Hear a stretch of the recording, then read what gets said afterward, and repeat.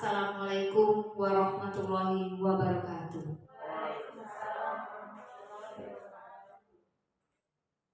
Yang terhormat Bapak Kepala SMP Negeri 2 Terbagi Besar, yang kami hormati Bapak Ibu Dewan Guru beserta staf tata usaha yang telah hadir pada hari ini dalam acara Diseminasi Budaya Positif Aksi Nyata Modul 1.4 Budaya Positif.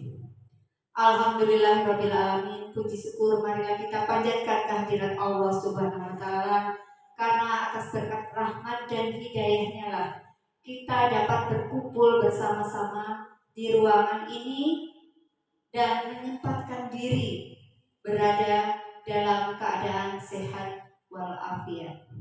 Salawat teriring salam tetap kita sanjung agungkan kepada junjungan kita Nabi besar Muhammad Sallallahu Alaihi Wasallam. Bapak Ibu Dewan Guru, di sini izinkan saya menyampaikan aksi nyata, tugas aksi nyata modul 1.4 Budaya Positif sebagai calon guru penggerak angkatan 10 dari SMP Negeri 2 Terbagi Besar Kabupaten Lampung Tengah, Provinsi Lampung. Terlebih dahulu perkenalkan, di sini ada fasilitator saya, yaitu Bapak Tri Gusima Putra Supratno MPD, dan pengajar praktik Ibu Feni Fatmawati MPD, dan saya sendiri sebagai calon guru penggerak angkatan 10 Suciati Ratnasari. Rancangan yang akan kita sampaikan pada hari ini adalah tindakan untuk aksi nyata. Terlebih dahulu akan saya sampaikan dan jelaskan tentang latar belakang kegiatan ini. Yang pertama, murid tidak suka peraturan karena selama ini jika mereka melakukan pelanggaran maka akan mendapatkan hukuman dan cenderung akan mempermalukan dirinya. Ini latar belakang dari penerapan budaya positif. Selanjutnya ada tujuan dari aksi nyata. Tujuan aksi nyata yaitu menciptakan murid yang merdeka dan disiplin diri yang kuat. Untuk apa? Menumbuhkan budaya positif di sekolah dengan meyakini nilai-nilai kebijakan universal. Itu adalah tujuan dari diadakannya aksi nyata di sekolah kita. Selanjutnya ada tolak ukur. Apa sih tolak ukurnya? Terbentuknya keyakinan kelas melalui kegiatan kesepakatan kelas yang dilakukan oleh wali kelas dan siswa di kelas Bapak Ibu masing-masing. Selanjutnya, siswa mampu menerapkan dan menjalankan keyakinan kelas yang telah dibuat. Ini adalah tolak ukurnya untuk pembentukan keyakinan kelas. Selanjutnya ada minimasi tindakan. Ada beberapa langkah-langkah tindakan yang akan dilakukan. Ada 4 langkah ya di sini Bapak Ibu. Yang pertama, langkah yang saya ambil yaitu menghadap kepala sekolah untuk menjelaskan pentingnya penanaman budaya positif dan keyakinan kelas yang ada di sekolah, serta meminta izin untuk mendesiminasikan bersama rekan guru. Jadi mendesiminasikan itu semacam seperti ini, memberikan sosialisasi ya.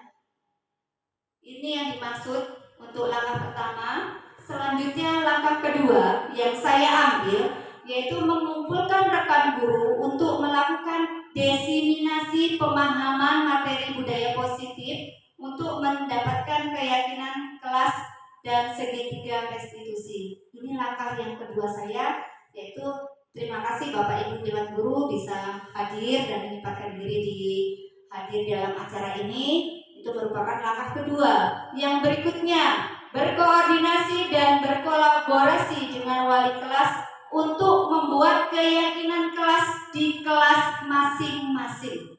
Jadi untuk keyakinan kelas itu harus dilaksanakan oleh Bapak Ibu sebagai wali kelas. Siapa saja yang membuat keyakinan kelas? Siapa saja kira-kira Bapak Ibu? Siswa dan guru yang menjadi wali kelas di kelas tersebut masing-masing. Boleh nggak misalkan nih kelas 8A, kemudian siswa 8B ikut membuat keyakinan kelas 8A? Tidak boleh ya, karena itu sudah ada keyakinan kelas masing-masing, kesepakatan yang memang diambil dari siswa dan guru wali kelasnya tentunya ya. Berikutnya yang keempat, memantau, merefleksi dan mengevaluasi keyakinan kelas yang dibuat. Ya, jadi setelah dibuat tugasnya kita pantau sudah dilaksanakan belum. Kalau sudah dilaksanakan kita refleksikan. Ya, kira-kira ada enggak kekurangannya ya dalam keyakinan kelas yang sudah kita buat. Baik, next berikutnya dukungan yang dibutuhkan. Ada 3 dukungan yang dibutuhkan untuk membuat keyakinan kelas. Yang pertama, pastinya dukungan dari kepala sekolah, rekan guru, serta murid agar tindakan yang telah disusun dapat dilakukan secara lancar dan menyeluruh. Dukungan yang pertama. Ya, berikutnya yang kedua, adanya sarana dan prasarana untuk menumbuhkan budaya positif di sekolah. Sarana dan prasarana sekolah itu sangat penting dibutuhkan ya untuk menciptakan atau mengambil kesepakatan keyakinan kelas. Yang berikutnya tentunya dukungan dari orang tua dalam melakukan budaya positif di rumah. Kalau di sekolah tentunya dengan kita ya Bapak Ibu, orang tuanya kita sebagai gurunya. Kalau sudah di rumah kita kembalikan ke orang tuanya. Jadi 3 dukungan ini sangat erat hubungannya untuk menumbuhkan dan membuat keyakinan kelas agar bisa berjalan dengan lancar. Selanjutnya menyebarkan pemahaman dan pengalaman penerapan budaya positif. Nah, ada konsep utama dari modul budaya positif. Di antaranya apa? 1. Perubahan paradigma belajar. Nanti akan saya jelaskan seperti apa sih ya. Selanjutnya yang kedua, disiplin positif. Yang berikutnya, kebutuhan dasar manusia, motivasi perilaku manusia, ya. Posisi kontrol restitusi, keyakinan kelas dan adanya segitiga restitusi. Ini adalah konsep utama dari modul budaya positif. Nah, akan saya jelaskan satu persatu. Yang pertama, pembelajaran dengan paradigma baru.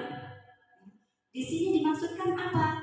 Pembelajaran dengan paradigma baru yang dirancang dengan prinsip pembelajaran yang berdiferensi, sehingga setiap siswa belajar sesuai dengan kebutuhan dari tahap perkembangannya untuk mewujudkan profil pelajar Pancasila.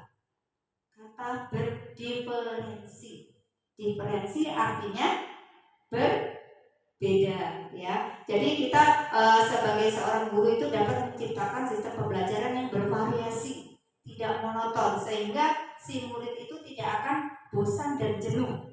Itu lagi, pasti nanti Bu ini akan memberikan seperti ini penjelasannya, tugasnya seperti ini. Kita sebagai seorang guru harus bisa memvariasikan, ya. Kita memberikan cara pembelajarannya seperti apa, ya, yang sudah Bapak Ibu juga terapkan pastinya di sekolah, di kelas masing-masing.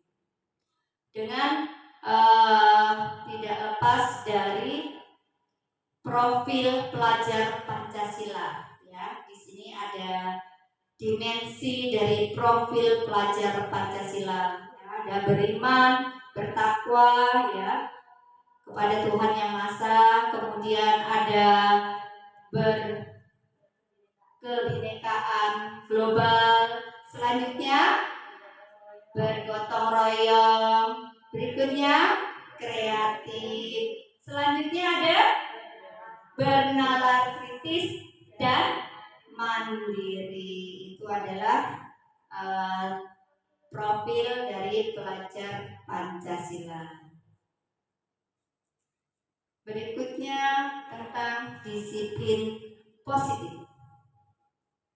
Dalam budaya kita, makna kata disiplin, sering kita mendengar kata disiplin. Sini dapat dijelaskan ya. Disiplin dimaknai menjadi sesuatu yang dilakukan seseorang pada orang lain untuk mendapatkan kepatuhan, di mana kita cenderung menghubungkan kata disiplin dengan ketidaknyamanan. Artinya seperti apa? Biasanya kalau disiplin, di sini kok ketidaknyamanan? Apa hubungannya? Ya, mungkin kita terlalu memberikan peraturan yang luar biasa ketatnya untuk ke murid kita, dan mereka memang tidak merasa nyaman ya, merasa tertekan untuk belajar pun mereka tidak nyaman ya. Nah, ini dalam yang dimaknai dari kata disiplin. Kita boleh saja menegakkan kedisiplinan, tapi untuk murid ya kita nanti lihat juga untuk berikutnya ada penjelasannya ya. Selanjutnya, sebagai pendidik, tujuan kita adalah menciptakan anak-anak yang memiliki disiplin diri sehingga mereka bisa berperilaku dengan mengacu pada nilai-nilai kebajikan universal dan memiliki motivasi intrinsik bukan ekstrinsik. Motivasi intrinsik itu adalah motivasi yang timbul, yang ada dalam diri siswa ya, dalam diri masing-masing. Kalau yang motivasi ekstrinsik yang dari luar ya. Berikutnya, disiplin positif merupakan salah satu cara penerapan disiplin yang bertujuan untuk menumbuhkan kesadaran serta membudayakan anak untuk melakukan sesuatu tanpa sogok,an ancaman maupun hukum. Di sini pastinya muncul dalam diri anak tersebut ya. Saya nggak harus terima mungkin dari gurunya atau dari tekanan dari temannya, tidak, tapi itu memang yang disiplin positif mereka muncul dalam dirinya. Saya mau berubah karena saya ingin menjadi anak yang lebih baik dari yang kemarin-kemarin. Itu yang muncul dalam diri sendiri, termasuk dalam disiplin positif motivasi intrinsik. Nah, nih kita masuk yang berikutnya, ada kebutuhan dasar manusia. Tapi terlebih dahulu, mungkin di sini kita ice breaking dulu ya, biar nggak terlalu tegang ya, Bapak Ibu. Saya minta Bapak Ibu nanti berdiri sejenak. Silahkan berdiri terlebih dahulu. Ya, bergerak ya nanti ini ya. Jadi Bapak Ibu, saya akan memberikan clue-nya ya. Ikuti apa yang saya ucapkan. Sudah? Ikuti apa yang saya ucapkan. Coba tangannya ke atas. Semua kedua tangan di atas. Di atas. Kedua tangan di atas, kemudian putar. Stop. Putar. Stop. Ke depan. Ke samping. Ya, berjarak ya. Ke atas. Putar. Stop. Bisa? Nah, tapi ingat, perlunya ikuti apa yang saya ucapkan. Ya. Oke, kita mulai dari sekarang. Tangan ke atas. Putar. Ke samping. Iya, fokus. Putar. Stop. Mana nih? Masih ada yang belum fokus ya. Tangan ke atas, putar. Kalau stop, tutup ya. Kemudian lagi putar.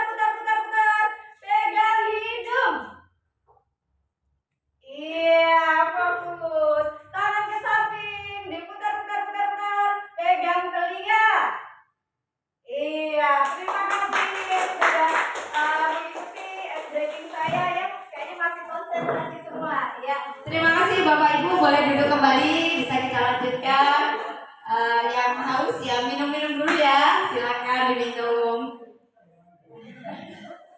Kebutuhan dasar manusia yang berikutnya, ya, ada 5 kebutuhan dasar manusia. Di antaranya yang pertama bertahan hidup, yang kedua kasih sayang dan rasa diterima, 3 penguasaan, keempat kebebasan, dan yang kelima kesenangan. Ya. 5 kebutuhan dasar manusia ini selalu, dan kita sebagai seorang guru itu tidak luput dari 5 kebutuhan dasar, dan murid-murid kita pasti ada di antaranya. Ya, di antara ini melakukan hal-hal yang nanti ada di 5 ini. Bapak Ibu, saya minta memberikan contoh. Ya, yang pertama kebutuhan dasar bertahan hidup. Ya, Bapak Ibu, siapa yang bisa memberikan contoh? Mungkin praktek dalam kehidupan sehari-hari anaknya di kelas. Siapa yang bisa? Iya, kemudian silakan. Jajan.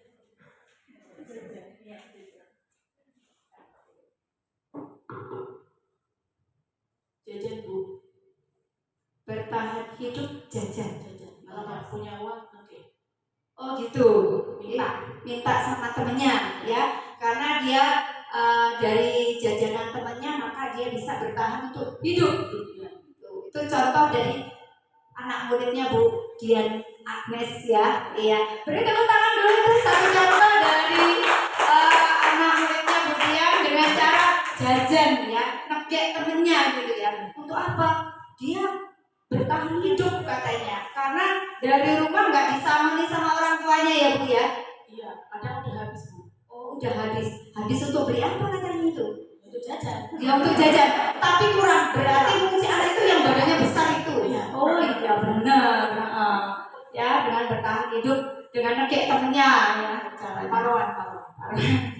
Iya, terima kasih ya Bu ya, sudah memberikan contoh untuk yang kebutuhan dasar pertama. Kemudian yang kedua ada kasih sayang dan rasa diterima. Siapa nih yang punya contoh? Iya, Bu Desa, boleh.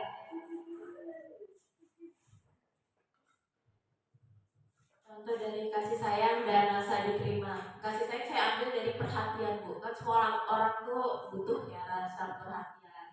Contohnya ketika kita masuk ke dalam kelas, kita mengabsen anak dengan menanyakan keadaan anak tersebut baik atau tidak, itu memberikan kasih sayang dan merasa anak-anak itu dianggap oleh gurunya. Terus ada lagi ketika mengerjakan soal susah, terus kita tanya, susah nggak, nah gimana, bisa dibantu nggak, gitu. Jadi kan membuat anak tersebut merasa diterima oleh lingkungannya. Iya, itu cerita dari Bu Desa, ya. Wah, tepuk tangan. Bu Desa ini adalah seorang guru yang benar-benar open dengan siswa-siswinya. Wah, rasa kasih sayangnya luar biasa, ya. Ya, sehingga siswa-siswinya itu merasa senang gitu loh. Kalau dengan Bu Desa itu kayaknya rasa kasih sayang dan rasa diterimanya itu luar biasa, Ibu. Terima kasih atas contoh yang sudah diberikan, ya. Berikutnya ya, kita lanjut. Yang ketiga adalah penguasaan. Siapa nih yang bisa memberikan contoh? Oke, Pak Iqbal, bisa dilanjut. Oke. Untuk penguasaan itu ada 2. Yang pertama dari segi negatif dan positif. Untuk yang negatif itu dia selalu merasa yang paling hebat daripada teman-teman yang lain. Kemudian yang dari hal positif itu penguasaan dalam segi prestasi. Prestasi baik dari bidang akademik maupun non-akademik. Iya, terima kasih. Plus dong untuk Pak Iqbal, ya. Ya, pemberian contoh penguasaan yang dalam hal negatif itu dia merasa seperti paling hebat, preman gitulah ya, tak terkalahkan gitu ya. Kemudian yang positif tentunya dalam prestasi akademik ataupun non akademik. Nah, itu juga di sekolah kita banyak sekali, ya, siswa-siswa juga yang punya prestasi luar biasa yang bisa sampai ke tingkat nasional yang sudah sampai, ya. Untuk yang berikutnya kita lanjutkan tentang kebutuhan dasar kebebasan. Monggo silakan yang bisa memberikan dari kelasnya. Iya, Ibu Dela, silakan. Terima kasih. Kalau menurut saya, kalau kebutuhan dasar hal kebebasan itu kita ambil dari murid ya Bu. Kalau murid itu kan punya hak yang sama. Apalagi dengan kurikulum yang sekarang, anak-anak dituntut untuk kreatif, inovatif. Jadi kan kebebasannya itu harus diasah, tapi dalam hal positif ya Bu. Iya, luar biasa. Pos lagi dong untuk Bu Dela yang sudah memberikan contoh kebebasan ya. Jadi kebebasan anak-anak itu untuk berkreasi ya. Seperti yang filosofi dari Ki Hajar Dewantoro ya. Kita menghamba kepada murid, jadi memberikan kebebasan kepada murid dalam hal yang positif tentunya ya. Yang berikutnya, kebutuhan dasar kelima adalah kesenangan. Siapa nih? Dari kelas siapa? Kira-kira ibu siapa? Bu Monik, silakan. Baik, terima kasih Bu. Di sini contoh yang bisa saya ambil dari kesenangan yaitu dari kelas saya Bu ya, dari kelas 7D, yaitu kebetulan Ibu saya kan mengampu pelajaran bahasa Indonesia yang jamnya cukup banyak dan cukup membosankan ya. Jadi dalam pembelajaran bahasa Indonesia di sini saya bisa menggunakan metode itu bisa dengan visual, audio ataupun audio visual. Jadi tidak melulu dengan metode ceramah. Karena dalam ceramah itu membuat anak itu merasa tambah bosan dengan jumlah jam bahasa Indonesia yang cukup banyak. Dan di dalam pelajaran saya selalu saya sisipkan untuk ice breaking. Ya, karena kan karena sudah jenuh. Kalau setelah pergantian jam juga jenuh, jadi untuk membangkitkan semangat dan konsentrasi, saya selipkan ice breaking. Itu supaya untuk anak-anak bisa kembali senang dan bisa menerima pelajaran dengan baik. Begitu sih.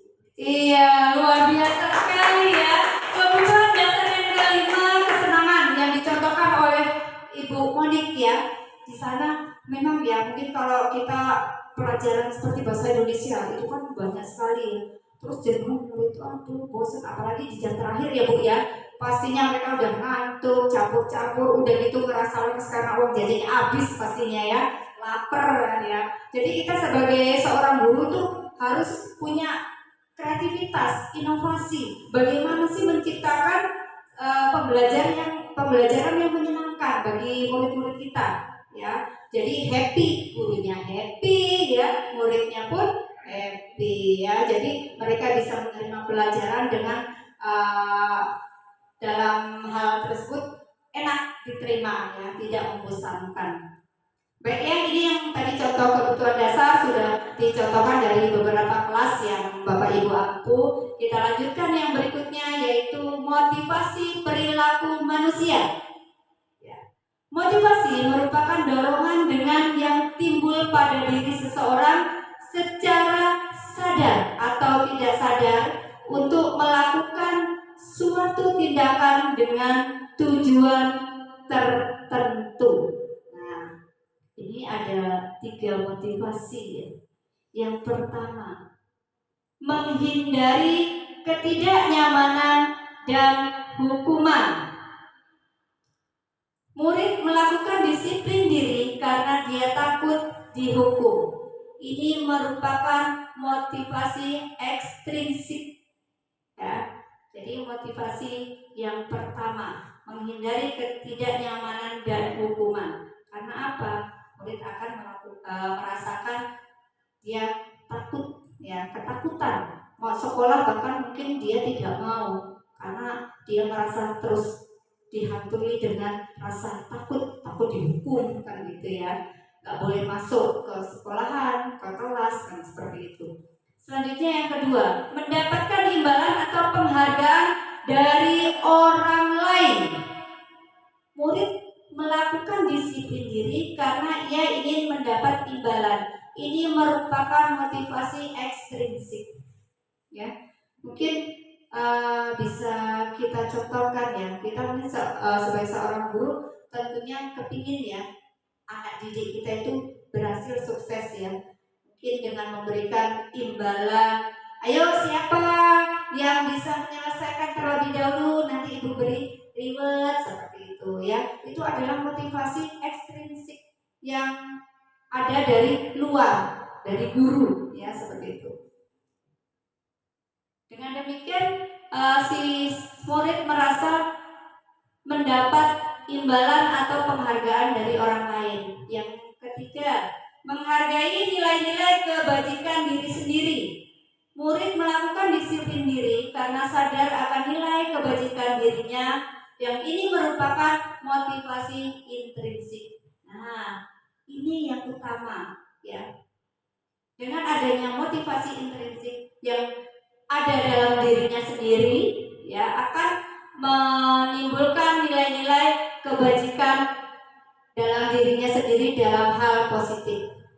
Aku harus bisa membanggakan guruku, harus bisa membanggakan orang tuaku, bisa menjadi anak yang sukses. Itu termasuk dalam motivasi anak itu, motivasi intrinsik ya.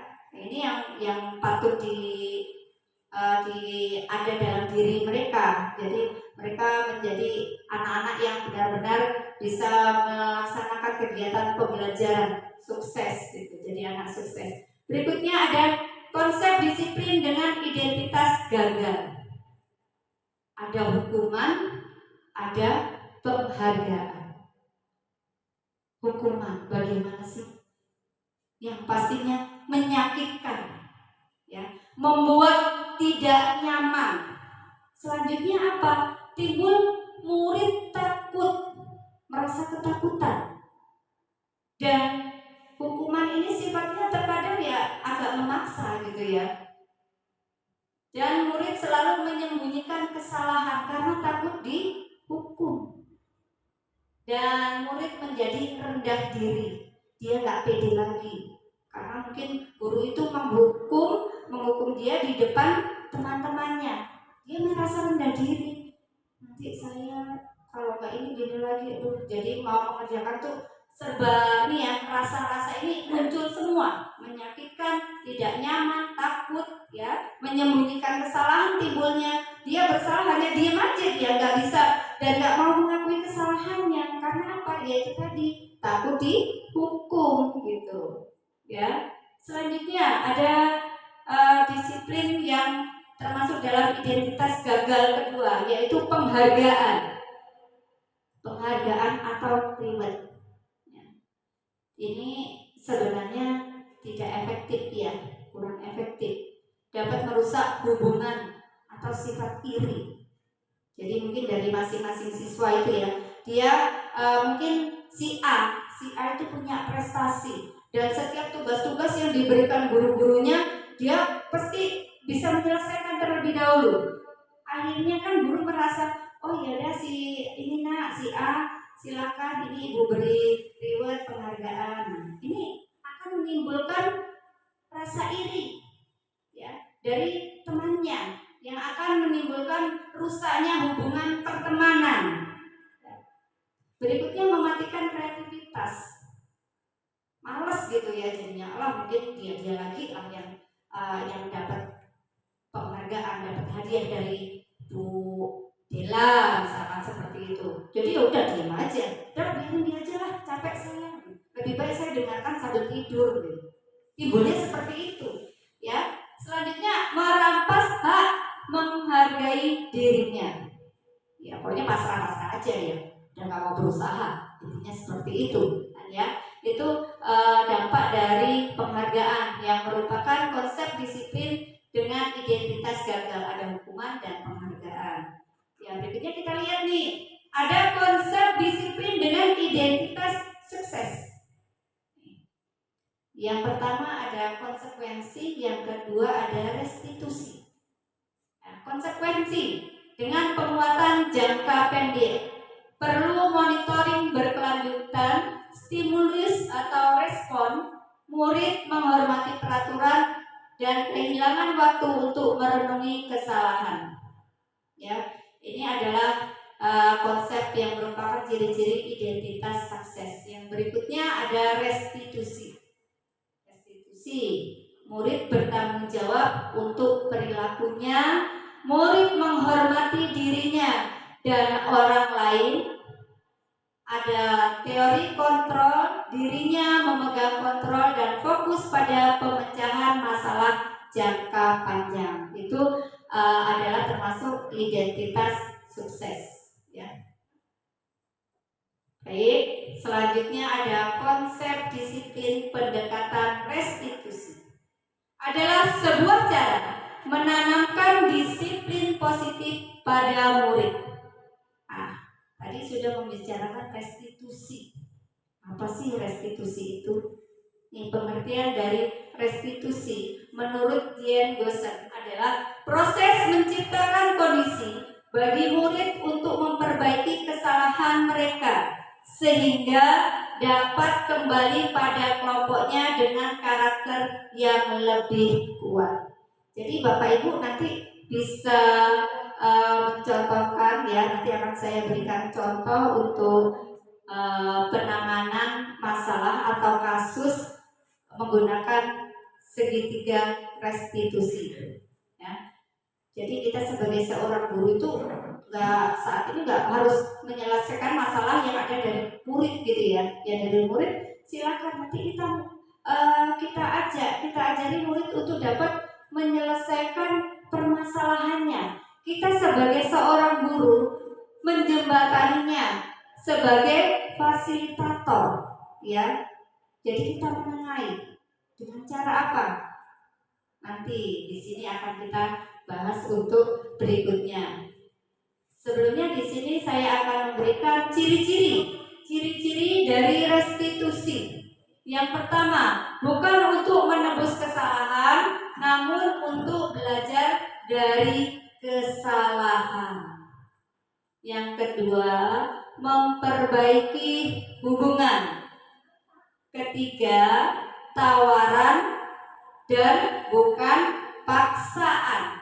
Yang keempat, restitusi menuntun untuk melihat ke dalam diri. Yang kelima, restitusi mencari kebutuhan dasar yang mendasari dari tindakan. Yang keenam, restitusi diri adalah cara yang paling baik. 7. Restitusi fokus pada karakter bukan tindakan. Dan yang kedelapan, restitusi fokus pada solusi.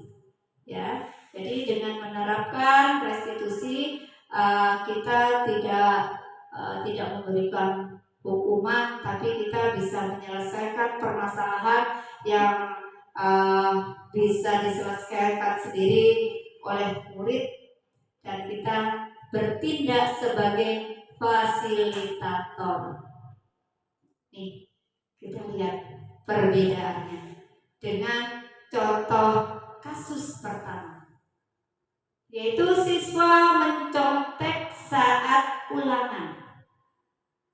Ini kalau dengan hukuman, ya, tindakan kita, guru menghukum siswa tersebut hormat bendera selama 10 menit. Jadi di depan tiang bendera suruh berdiri gitu 10 menit. Guru marah dan murid menjadi takut. Itu bentuk hukuman yang diberikan. Selanjutnya ada konsekuensi. Guru memberikan konsekuensi untuk mengerjakan ulangannya. Karena dia nyontek, hukumannya restitusi, konsekuensi yang diberikan yaitu mengerjakan ulang, ya. Selanjutnya guru tegas dan siswa menghormati peraturan, ya, peraturan yang telah dibuat. Nah, ini tindakan yang restitusi. Guru menanyakan keyakinan kelas dan membantu siswa menyelesaikan masalahnya. Selanjutnya, guru terbuka dan siswa menghormati dirinya dan orang lain. Jadi dari ketiga perbedaan tersebut, dari kasus siswa mencontek saat ulangan, kira-kira Bapak Ibu sudah melaksanakan yang di poin mana nih? Hukuman, konsekuensi atau restitusi? Ya, Mbak Dian. Kalau saya hukuman di kelas ya, hukuman marah, sehingga marahnya ya bukan marah yang berlebihan, marah-marah dalam hal positif tentunya ya. Tentunya yang kedua konsekuensi. Saya dan anak-anak punya peraturan dan di mana mereka harus mematuhi peraturan tersebut sehingga dalam pembelajaran dapat berjalan dengan baik. Karena kalau tidak ada peraturan, tidak ada perjanjian antara anak-anak, maka proses KBM di kelas juga tidak akan berjalan dengan baik. Ya, kalau yang untuk diskusi terbuka, guru terbuka dan siswa menghormati dirinya dan orang lain. Tentu pastinya restitusi juga harus ada dalam guru, ya dalam setiap diri guru harus terbuka kepada siswa. Gitu. Jadi kalau kita nggak terbuka, kita nggak welcome sama anak-anak, itu kita juga ngajarnya nggak akan enak. Jadi kita harus terbuka. Kalau marah ya marah. Kalau kita lagi marah karena anak salah tentunya ya, bukan dalam hal yang lainnya. Tentunya dalam pelajaran. Jadi kita terbuka juga. Dikasih tahu, nah kamu kurangnya di ini, kamu salahnya di ini, caranya harus seperti ini. Nah ini kan dari restitusi yang terbuka, guru terbuka dan siswa menghormati. Iya, iya, terima kasih Bu Dian. Jadi penerapan dari kasus pertama ini Bu Dian mengambil langkah ketiga-tiganya ya. Hukuman juga iya, konsekuensi juga iya, restitusi juga iya diterapkan. Tapi dari ketiga ini sekiranya yang nyaman dan bagi ibu dan mungkin murid di yang mana dari ketiganya? Lebih nyaman yang mana? Terbuka dan saling menghormati. Iya, dalam artian ibu lebih ini ya menerapkan restitusi Bu ya, iya dalam menyelesaikan masalah. Nah ini Bapak Ibu, jadi dari contoh ini kita sudah bisa ada gambaran dalam menyelesaikan masalah. Memang kita menggunakan ketiga cara ini, hukuman iya, konsekuensi iya, restitusi iya, ya.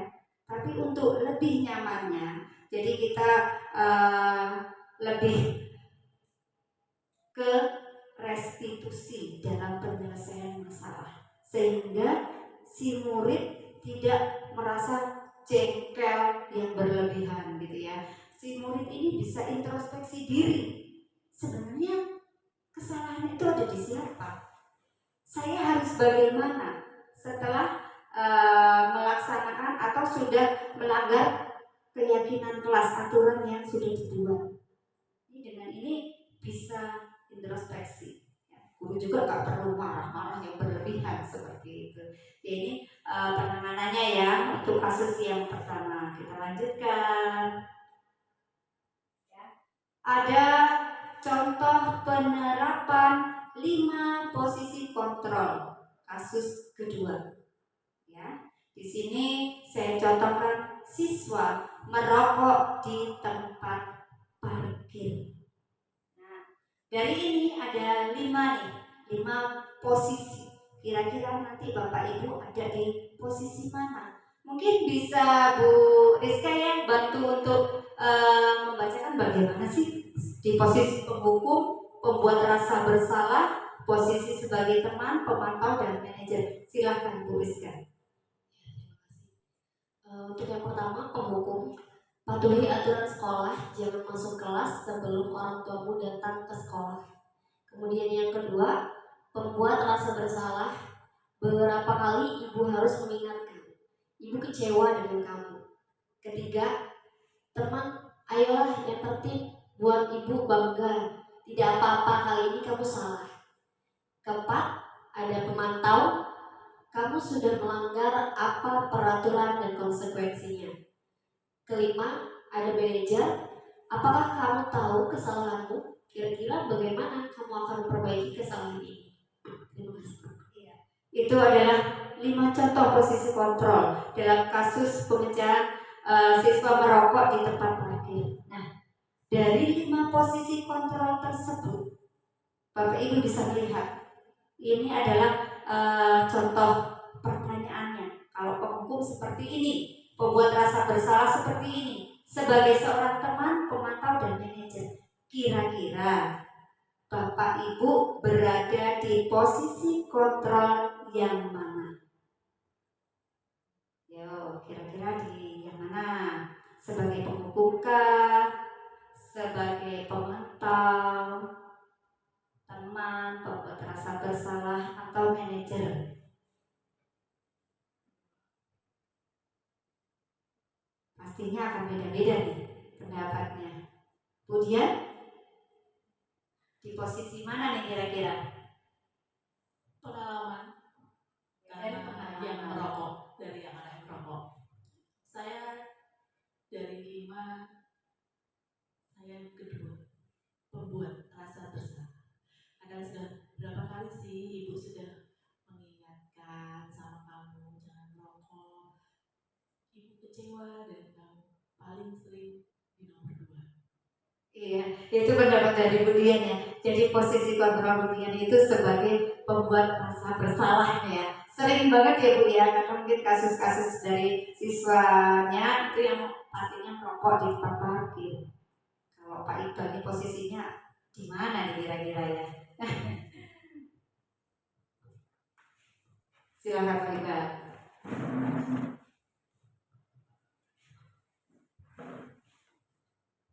Kalau saya Bu di posisi keempat, pemantau. Kamu sudah melanggar apa peraturan dan konsekuensinya. Jadi konsekuensinya itu dia menentukan sendiri. Karena dia membuat pelanggaran, jadi dia yang menentukan konsekuensinya. Apa maunya dan bagaimana caranya. Iya, itu posisi Pak Iqbal. Pak Iqbal menempati posisi keempat sebagai pemantau. Nah, Bapak Ibu, mungkin kita selama ini pastinya sudah pernah dan berada di 5 posisi kontrol ini semua tanpa Bapak Ibu sadari. Ya, mungkin yang emosinya luar biasa, jelasnya di posisi ke 1. Ya, kemudian seperti itu ya, seperti itu. Kemudian membuat rasa bersalah sebagai seorang teman, pasti juga adalah ya. Saya memposisikan sebagai seorang teman, ya, pemantau seperti yang Pak Iqbal tadi, kemudian di pembuat rasa bersalah. Di sini ya Bapak Ibu ya, 5 posisi kontrol ini kita sebagai seorang guru sekarang kita belajar memposisikan berada di posisi manajer, ya. Jadi sebagai seorang pendidik kita ini posisinya sebagai manajer, ya. Karena kita tadi akan menggunakan segitiga restitusi, ya, dimana kita terus tidak menghukum, ya. Kita lihat, kita tanyakan dulu ke murid kita dalam kasus ini, ya. Tanya dari hati ke hati, tanyakan apa kamu tahu kesalahanmu? Nah, dengan demikian si siswa akan berpikir, oh iya Bu, nah gitu kan ya. Saya kemarin sudah begini, mereka si siswa tersebut bercerita. Terus kita juga menanyakan, kira-kira bagaimana kamu akan memperbaiki kesalahannya dengan validasi, ya. Begitu, kemudian dia juga akan berpikir, oh langkahnya yang akan saya lakukan harus begini tuh. Nah, gitu ya. Jadi Bapak Ibu, untuk yang sekarang kita coba posisikan diri menjadi seorang manajer. Jadi jangan marah-marah dulu ya. Kemudian bolehlah sebagai teman boleh, tapi tetap posisikan kita sebagai seorang manajer ya, posisi kontrolnya. Berikutnya, ada keyakinan kelas. Mengapa keyakinan kelas? Mengapa tidak peraturan kelas ya? Di sini kita memiliki peraturan tentang penggunaan helm. Ini contoh ya, contoh keyakinan kelas yang dibuat.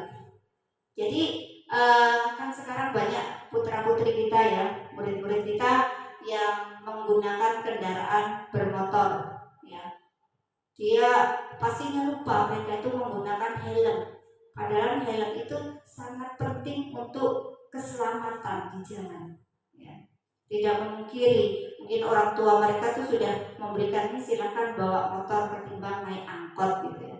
Kita buat tuh keyakinan kelas ya. Di antaranya boleh nih dicantumkan ya, dengan menggunakan dan membawa helm demi keselamatan di jalan.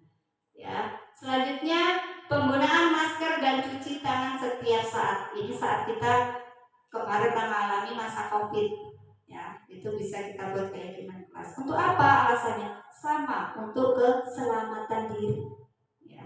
Karena sedang mewabah kasus COVID-19.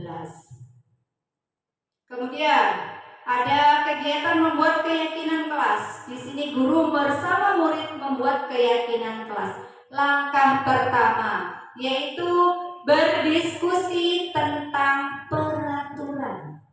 Jadi besok Bapak Ibu boleh mempraktekkan di kelasnya ya. Nanti tahun ajaran baru bentuk ya kepengurusan kelas. Kemudian kita buat yang namanya keyakinan kelas. Ya, keyakinan kelas. Langkah pertama dengan berdiskusi tentang peraturan. Kira-kira apa sih ya peraturan yang dibuat? Nanti kita diskusikan dulu dengan murid di kelas tersebut. Kemudian kita merumuskan peraturan menjadi keyakinan. Adanya peraturan ya kita bahas bersama-sama. Ya tadi didiskusikan, kita buat yang namanya keyakinan kelas. Setelah ada gambaran seperti itu, maka murid kita minta untuk memberikan dalam dirinya nih, saya mau buat keyakinan kelas nih ya. Boleh Bapak Ibu menyediakan yang namanya kertas plano, kertas stick note ya. Boleh nanti ditempelkan di kertas plano. Pasti nanti si anak-anaknya akan beda-beda nih, punya pendapat apa gitu ya. Atau mungkin kalau nggak itu ya di kertas lembar lah nanti dikumpulkan. Kemudian dari beberapa pendapat itu kita pilih dan kita pilih, kita sepakati, yang disepakati kita ambil, kita jadikan satu keyakinan kelas ya. Jadi ini ya tadi ya cara membuat keyakinan kelas. Langkah-langkahnya Bapak Ibu sudah cukup jelas ya. Kita lanjutkan yang berikutnya. Nah, ini adalah gambaran segitiga restitusi dalam menyelesaikan masalah dengan murid. Nah, jadi kita memposisikan sebagai seorang manajer dengan cara menstabilkan identitas. Kita semua akan melakukan hal terbaik yang bisa kita lakukan dengan menstabilkan identitas ya. Jadi jangan menghujat, menghakimi si murid, siswa tersebut pasti akan down ya, merasa rendah diri ya. Kemudian ada validasi tindakan yang salah. Semua perilaku memiliki alasan. Dengan yang pertanyaan yang tadi ya, kita tanyakan kepada siswa tersebut, apa perbuatan itu benar kan gitu ya, sehingga dia akan berpikir, oh ternyata, nah itu validasi. Kemudian menanyakan keyakinan. Kita semua memiliki motivasi internal ya, keyakinan kelas yang sudah diambil dan disepakati. Kita tanyakan lagi, kira-kira menyalahi atau tidak kan? Jadi si murid memang kita ajak untuk berpikir. Jadi nggak hanya nanti kalau ada masalah pasti sudah diselesaikan oleh Bu Pika misalkan seperti itu. Yang terima beres panggilan orang tua kan seperti itu ya. Coba kita nanti belajar menerapkan menggunakan cara segitiga restitusi. Bapak Ibu bisa boleh mempraktekannya. Yang mudah-mudahan tidak ada kendala siswa-siswi kita ya. Baik-baik aja, itu kan harapan kita ya. Nah, untuk kedepannya bisa dipraktekkan boleh. Kita lanjut yang berikutnya. Nih, bisa disimak contoh kasus yang pertama. Siswa merokok di tempat parkir.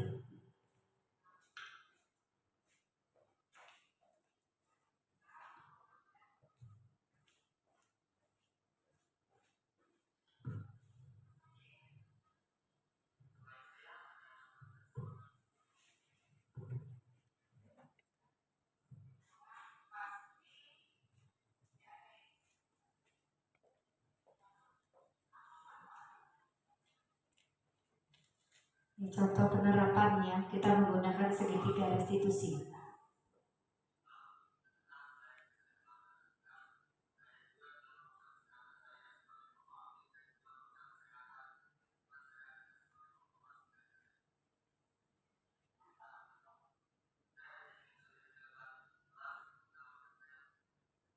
Sedang validasi tindakan.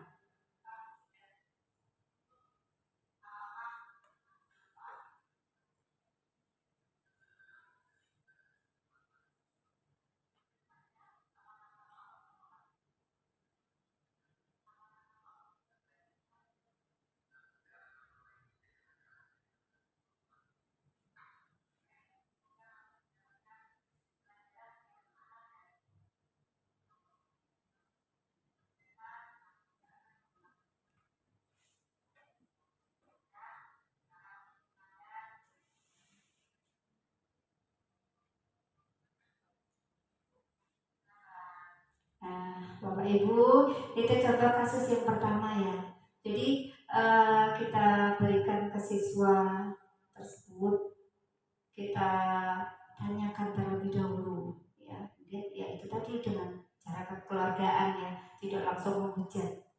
Sehingga si siswa juga bisa menyadari kesalahannya, letak kesalahannya di mana. Langkah selanjutnya apa yang mau diambil ya. Kita tanyakan juga, kita sudah membuat keyakinan kelas, kenapa dilanggar, seperti itu. Berpikir dia, jadi tidak menerima hujatan. Ya. Si murid tersebut juga tidak akan merasa jengkel setelah kita menyelesaikan permasalahannya. Ya. Tidak ada rasa terbebani. Ya. Dengan cara kita menggunakan prinsip tadi dari segitiga restitusi. Untuk contoh yang berikutnya, contoh kasus kedua, ya ini Dila ya, mencontek saat ulangan, contohnya.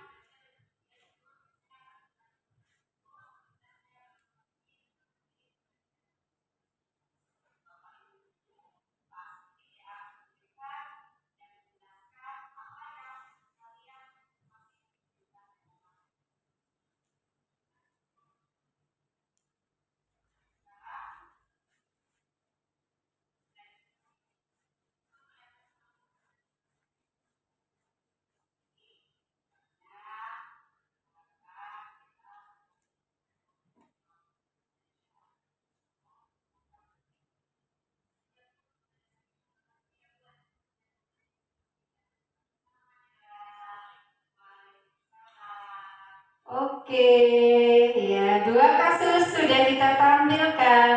Itu penyelesaian menggunakan segitiga restitusi. Baik Bapak Ibu, untuk menghilangkan rasa penat juga, saya akan memberikan ice breaking untuk Bapak Ibu. Sekali lagi ya, saya minta Bapak Ibu untuk berdiri dan mencari pasangan. Ya, cari pasangan masing-masing. Ya, silakan.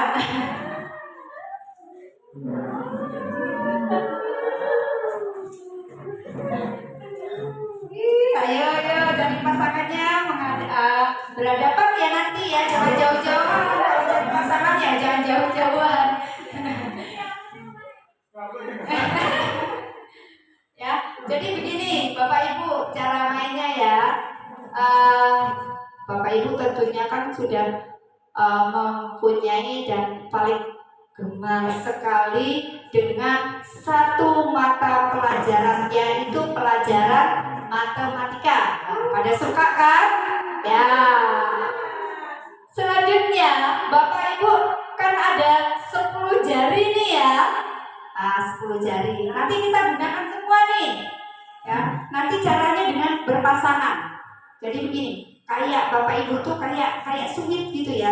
Tapi dengan menunjukkan jari-jarinya, berapa yang ditunjukkan. Misalkan Bu Dela menunjukkan 10 nih semua. 10. Kemudian Pak Igal menunjuk 2, hanya mengeluarkan 2 jari. Nah, satunya 10 Bu Dela, Pak Iqbal 2. Kita menggunakan perkalian. Jadi 10 dikali 2. Nah, dari 2 itu silakan cepet-cepetan. Siapa yang cepat jawab? Kalau Bu Dela jawabnya saking grogi di depan Pak Iqbal, 5. Kan salah ya. Jawabannya berapa yang benar? 10 dikali 2, 20. Jadi itu kayak cepet-cepetan ya. Nanti keluarkan, tapi sembunyikan dulu kedua tangannya, sembunyikan, nanti keluarkan jari-jarinya. Ikuti ya, ikuti hitungan yang saya berikan nanti ya.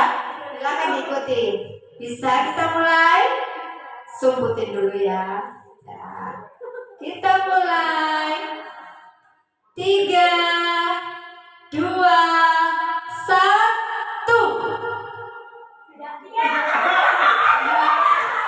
Mana yang duluan?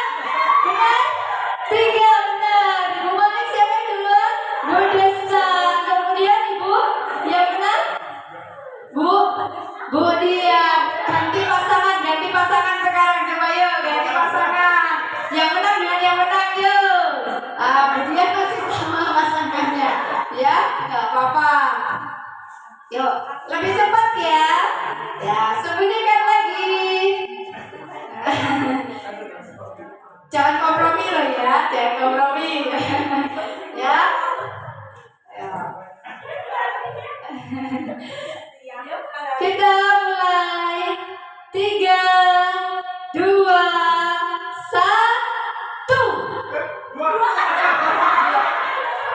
Yang mana yang menang?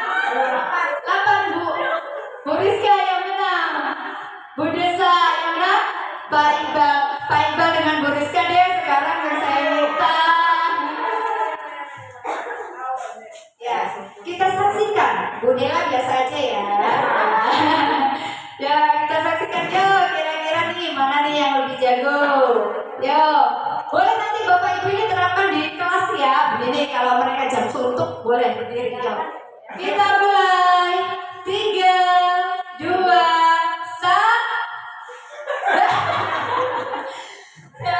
3, 2, 1. 5.